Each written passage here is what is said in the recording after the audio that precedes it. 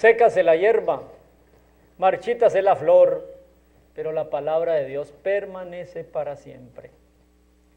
El mundo pasa y sus deseos, pero el que hace la voluntad de Dios no pasa jamás, tiene vida eterna.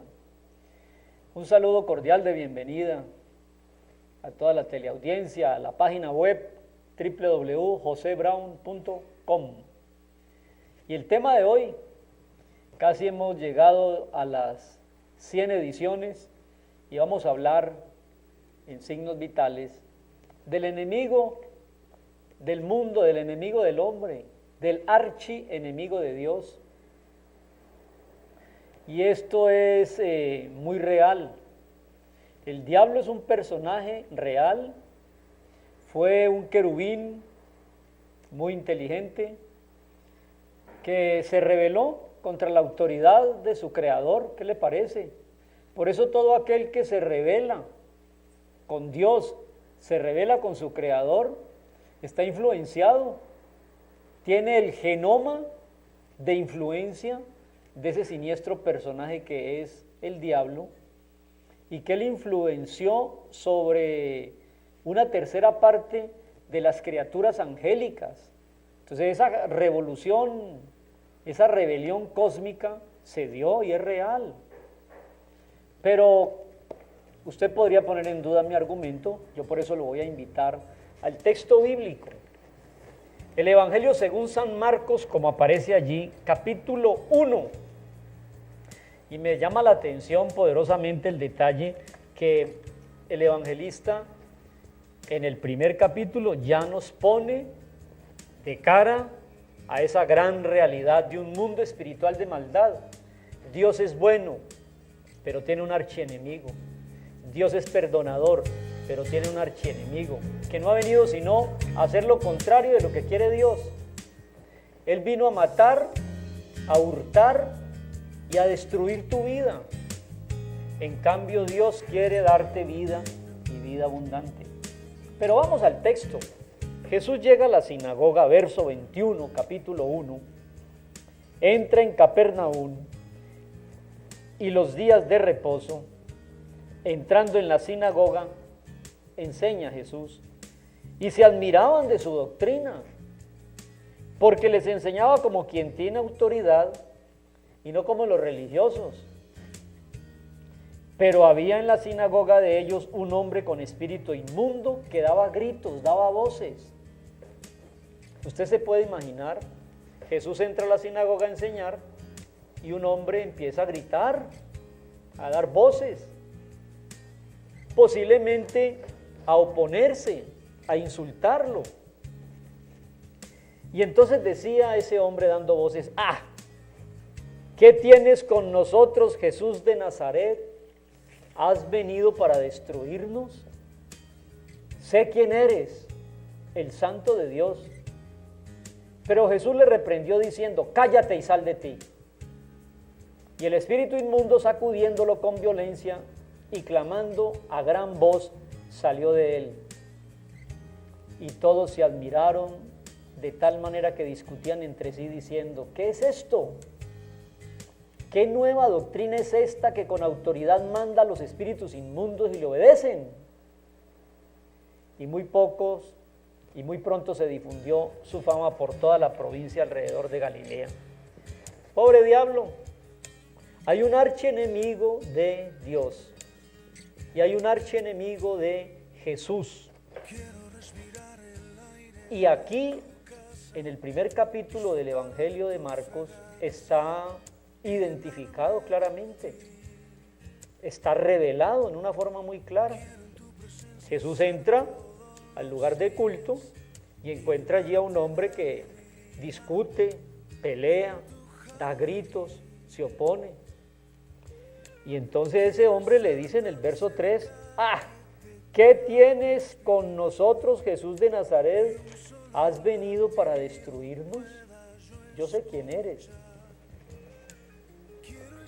Amable visitante, hoy día en nuestra sociedad tan tecnócrata, tan demócrata, tan posmoderna y tan académica y tan revolcada con revoluciones en el norte de África, difícilmente usted podría darle cabida en su mente a la existencia del diablo.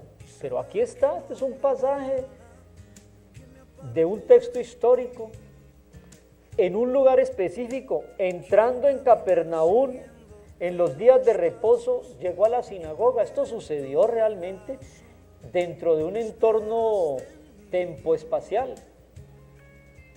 Es innegable. Es más, amables buscadores, yo llamo la atención a la gente a que, independiente de todo concepto religioso, doctrinal o metafísico, mire usted el desarrollo del ser humano, la situación actual que estamos viviendo a nivel mundial, y usted y yo podemos llegar a una conclusión muy sencilla: debe haber una influencia nefasta sobre toda la humanidad, porque lo que se escuchan son tristezas, violencia y horrores. Y aquí está tipificado. ¿Qué quiero decir yo en este tema hoy de pobre diablo? Él está identificando a Jesús de Nazaret y en el versículo 4 le pregunta: ¿has venido para destruirnos? Sé quién eres, el Santo. La gran autoridad que tiene Jesús sobre esa influencia demoníaca y diabólica es su propia santidad. Por eso la muerte no le hizo absolutamente a Jesús quedar en la tumba, porque la paga del pecado es la muerte. Pero si alguien perdona mi pecado o alguien vive sin pecado, la muerte no se enseñorea de él, tiene vida eterna. Yo quiero en este tema que he titulado Pobre Diablo, porque está destruido, hacer dos cosas. Primero, mover su inquietud y mover su curiosidad con respecto a la presencia, la existencia y la realidad de un archienemigo de lo bueno, de lo justo, de lo santo y de lo noble. Y ese es Satanás y una hueste infinita de ángeles caídos que son sus demonios. Y aquí está tipificado. Pero mire, lo primero que te tengo que decir es que él es un enemigo real. Segundo, que el diablo asiste al templo, que el diablo asiste a la sinagoga, que a veces la crítica de la gente es que en las iglesias hay muchos problemas. Pues claro, es más, yo creo que si Satanás le da una tarea a sus emisarios, los demonios, un domingo es: vayan a las iglesias. ¿Para qué van a ir a el barrio bajo, a el mundo bajo? ¿Para qué van a ir a los centros de distribución de violencia y de pecado y de droga, si allá están con él? Esos son los de él, los engañados, los que desde aquí abogamos porque abran sus ojos y salgan de ese engaño. Entonces los envía a donde están los que procuran escaparse de ese engaño.